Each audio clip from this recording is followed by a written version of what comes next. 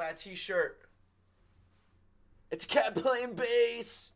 Holy shit! I listen to a lot of different types of music, but metal is one of my strong suits. I listen to a bajillion different kinds of metal, and you know what? I decided I'm gonna do my own tier list of all the different genres.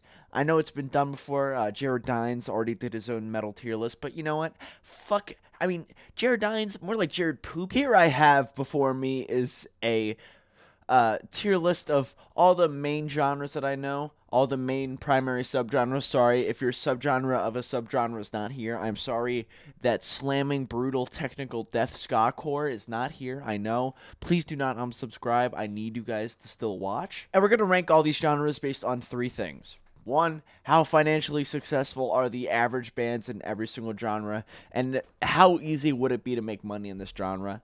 Two, how influential are they on pop culture or other types of music or even other types of metal? And number three, are they good? Do I like the music? Do I like the bands in this genre? And do I believe that there's a lot worth with it? We are going to start all the way from the bottom and we're going to go all the way up to the S. We're going to start from the F. We're going up to the S, baby. Starting in the F tier, we have the shittiest of the shit. Gimmick metal. You got bands like, Guar, and there's a million other bands. You got like Mr. Bungle, Green Jelly. Oh, God. Commercially, I do not think a lot of these bands have been successful since, the 90s, which is when gimmick metal could really get away with all this stuff. Some bands like Slipknot are really successful, but I wouldn't say that they're entirely gimmick metal. They wear masks, that's their stage thing, but also they just have overall music that a lot of people really enjoy, so they have to give a lot of credit there. But overall, gimmick metal is just fucking stupid. I think it's pretty unbearable, and it's honestly, the music is terrible. War is somehow mysteriously still successful right now, but they just make horrible music. They're not very influential on anything in the modern era, and I just think they definitely deserve F tier. And actually, surprisingly, that was the only F tier genre that I could find. So now we're going to go into the E tier, which has quite a bit. Up first, we have extreme metal. We have genres like grindcore, slam, slamcore, porno grind, gore grind, all that stuff. I'm a slam man. I love slam. I love slam. Cerebral incubation, some devourment. I think it's really good. Maybe not on any lyrical or tactical standpoint. I just think, just the sound of that scooped chunky guitar just sounds really nice. And that's all I can really give it credit for. Financially, obviously, there is no success in any of these genres. I mean, these genres basically exist to go against the grain. There is extremely little influence over other types of genres. It's kind of its own little corner. Personally, I like it, but I think there's a lot of issues of, misogyny. There's a lot of really horrible lyrics in this genre that I think really put it down. I mean, porno grind is probably the most misogynistic music genre ever. So I don't think it gets higher than E tier, and it kills me to say. Up next in the E tier, we have power metal. Power metal is a unbelievably cringy genre. Personally, I fucking cannot bear this. I cannot bear to listen to Sabaton, I think. Amon Amarth, that stuff is basically unlistenable too. I think the fandom is extremely cringy because it's all Europeans, and Europeans historically have a awful music taste. Finn McKendy says it best. He says that Europeans will listen to anything, and I think that is especially true with power metal. Thematically, it's got a bit of financial success, mostly in Europe, again, but not really that much in America. Some bands have been able to break out, but not a lot have been able to make a stable, income from, playing power metal. And influence-wise, it has a bit with, the Dungeons & Dragons community, which, power to them, but not really a lot of influence, so E tier. Up next, we have stoner metal, and it's funny, I used the cover of Evil Bong by Tommy Chong.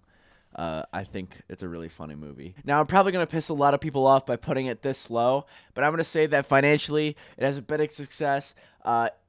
Influence-wise, potheads have always existed. It's kind of just existed from the potheads getting together and decided to make metal. And personally, I cannot really bear to listen to this. I do enjoy Electric Wizard. I think Monolord's really good. Their song Icon is actually a bop. It's an incredibly good song. But I just cannot stand to bear people who like this music. I think stoners are unbearable, and weed makes people annoying and stupid. So I'm just gonna have to put it at the E tier. I know I'm gonna get some angry comments, but I do not give a fuck. Stoner metal goes in E. Up next, in the D tier, we are going to place hair metal. Now, hair metal is kind of like power metal, but it had a lot more success, influence-wise and economically. There were a ton of awful, shitty hair metal bands that existed, but I think overall the top bands made so much more money than a lot of the other genres will ever do. And I think as far as influence, it actually has a pretty profound influence that I think not a lot of people quite get. I mean, how many metalcore bands kind of dress up like Nikki Sixx? What?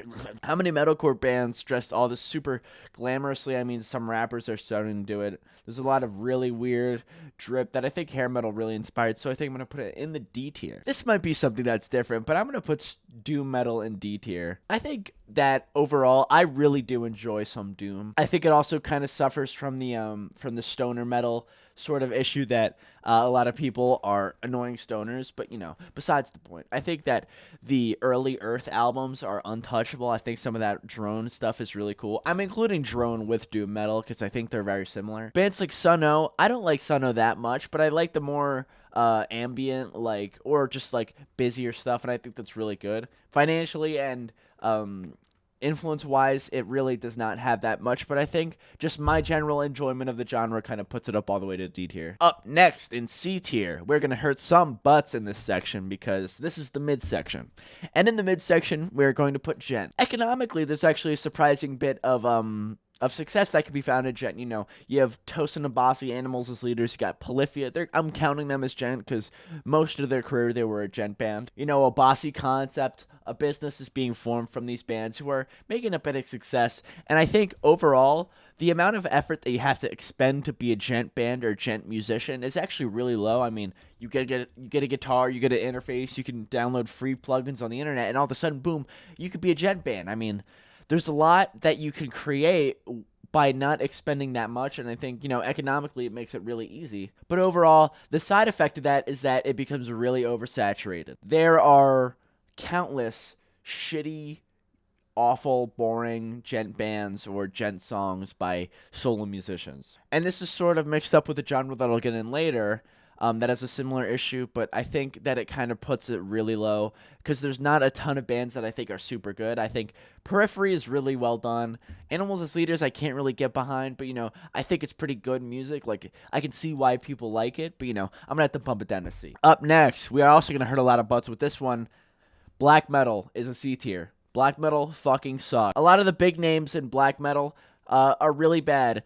Mayhem has that one good album, and even then, it's not that good. When you get to the more underground stuff like Emit, fucking Have a Hedge, that stuff is really good. I actually do really like that a lot. And I think some of the stuff like Death Heaven, Sunbather, I mean, that album's untouchable. I really like that shoegaze sort of blacking kind of stuff. And I do enjoy the more ambient and harsher stuff, but I think a lot of the entry-level stuff, it's just not that good. The fandom is really annoying. It's just full of insufferable nerds. It's an entire genre of Nazi black metal, and I think just that big racism in black metal is just so much more apparent than the other genres, and I think that cannot be ignored when you have to talk about the entire genre as a whole. Economically, obviously, there is no success in this genre, but influence-wise, I actually think it's pretty interesting just how much the high contrast photos and sort of black metal aesthetic has kind of etched its way into some pop culture, and I think, it has to get some credit there, but it's still mid as fuck. I hate black metal, but it's kind of cool. Up next, we are going to go to the B tier, and there are a couple genres in here. One, I'm going to put progressive metal. Progressive metal, I'm going to put right above Gent. They're actually really similar. In the modern century, Gent and prog can also be synonymous. But again, it kind of has this similar issue to where there is so much shit tier awful Gent and prog, and thus I think that has to drag down prog a bit. Personally, there are some more actually progressive death metal stuff that I really like. Opeth, I love. I believe that Blackwater Park is one of the cornerstones, one of the figureheads of progressive metal and just death metal in general. And also Focus by Cynic, which I used as the cover, is honestly one of my favorite albums, period. Veil of Maya, It's a masterpiece. And again, there's a lot of pretentious bad shit in progressive metal, but and economically it does not fare that well very much at all. A lot of the bands that are popular have been grinding out for a long time, and even then are still relatively underground names. Influence wise, still not very much. I mean, progressive elements are thrown in stuff, but that's more progressive rock and just prog in general, and not progressive metal. And so I'm gonna have to throw it in the B tier. Next, we have crossover thrash or crossover punk, because it's a cross between thrash and punk.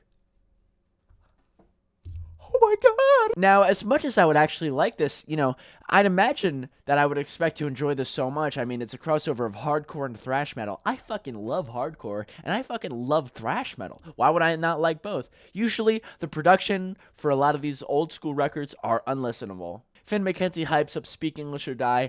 I think that's a good record, but the production is just so goddamn bad. I just cannot really enjoy it that much. Now, when you get to the modern stuff, the more modern sort of mix of hardcore and metal, which I'll get into later, that stuff is incredibly good, and I think that is why hardcore is coming up. But I just cannot put this genre too high, because a lot of the stuff just is not that well done. Financially, obviously, there's not been very much success, even though Suicidal Tendencies is institutionalized as the most played hardcore song, so it kind of has some credit. Also, I think, as far as influence, that it should be really well noted that crossover kind of took thrash metal and it kind of took punk, and it kind of made them start making out a lot more, when back then they were kind of separate genres. Up next, right up there in the B tier, right next to crossover, we have hardcore.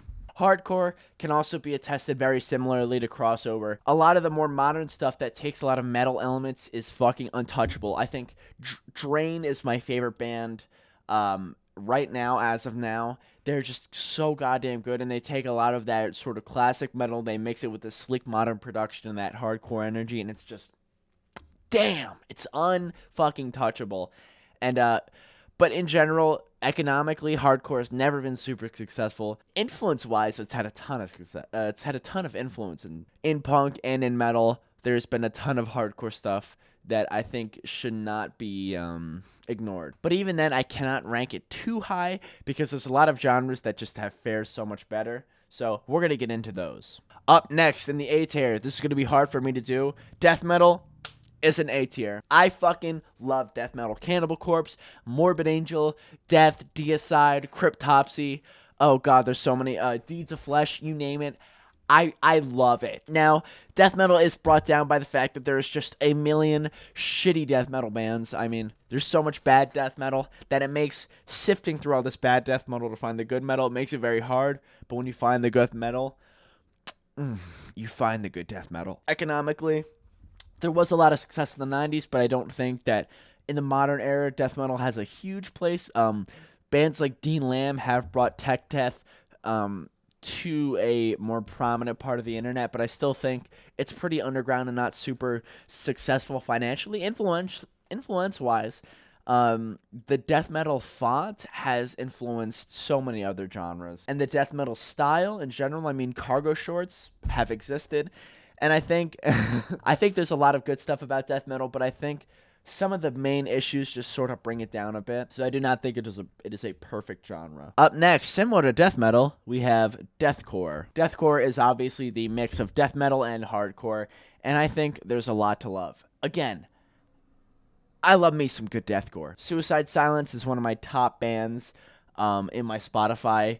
It is going to be embarrassing when Spotify shows me how many minutes of Suicide Silence I've been listening to in the past year. But, bands like Lorna Shore have proved that financially there can actually be a lot of success right now. I mean, Suicide Silence still sells out really well. Lorna Shore, Chelsea Grin, Whitechapel are all huge names who are really prominent in the scene, and I obviously think that there's a lot of success. There's quite a bit of influence that's pretty surprising. I mean, the deathcore dude aesthetic can be pretty similar to metalcore, but there's a big influence culturally. I mean, also deathcore is one of the genres that got a lot of women into it, so I think there has to be a lot of credit given there. And as far as if I like it, You know I love deathcore. So I'm gonna have to put in the A. That's dragging it down again is that, again, it became very stagnant up until, 2020, after its era in 2013 where it was like the most popular. And also, again, it kind of has the death metal disorder to where there's like a million shitty bands that it's kind of hard to find like the really good stuff. All right. We are in the S tier. Now, I'm going to have to do a bit of explaining for these S tier picks, but listen, just hear me out.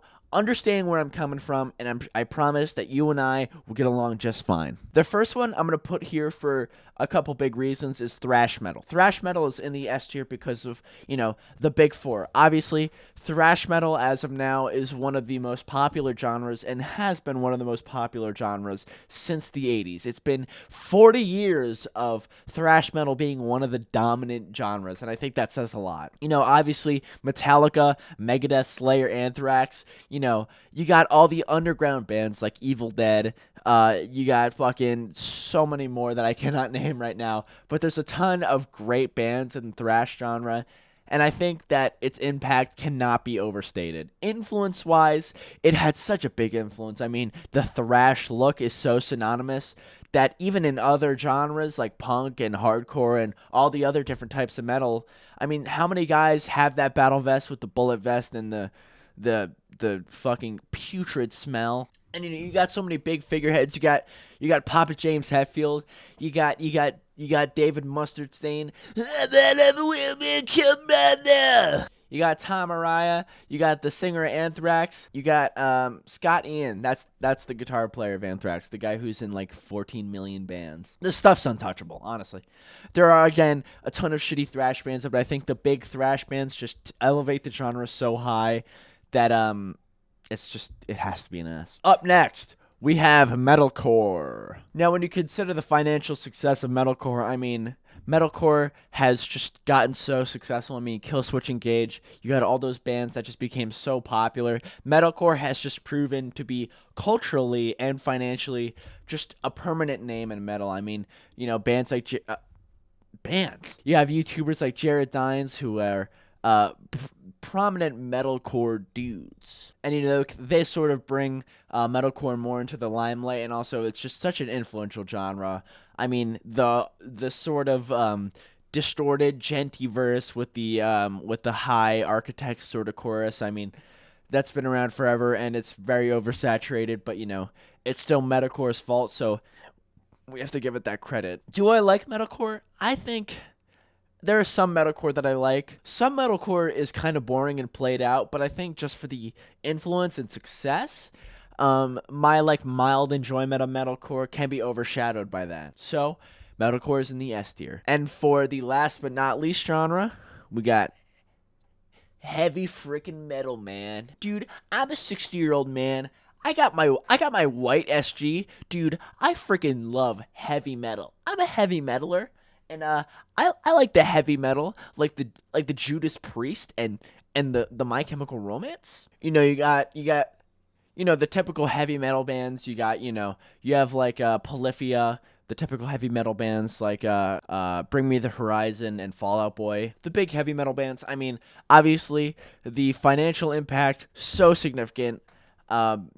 In the modern era, obviously there's no heavy metal band that has any success now, but it had a lot of fun back in the old times. Influence-wise, obviously, it had the most significant impact on all the other genres. I mean, come on, man. It's heavy freaking metal. And do I like it? I do enjoy a couple classic heavy metal hits. There is not a lot of times where I'm like, I'm going to listen to heavy metal, because usually I would just listen to death metal. But I still think just all the influence and all the financial success just has to prove that this shit is pretty good. And I mean, dude, some of these songs are so catchy. I mean, Breaking the Law. I mean, damn. But anyway, that is the official metal genre tier list. I will link the actual metal genre tier list if you want to do your own. I'll link the template. Thank you so much for watching. My name is Ash. Make sure to like, subscribe, do all that funny shit. Support me in any way you want. Thank you so much for watching, and I'll see you all later.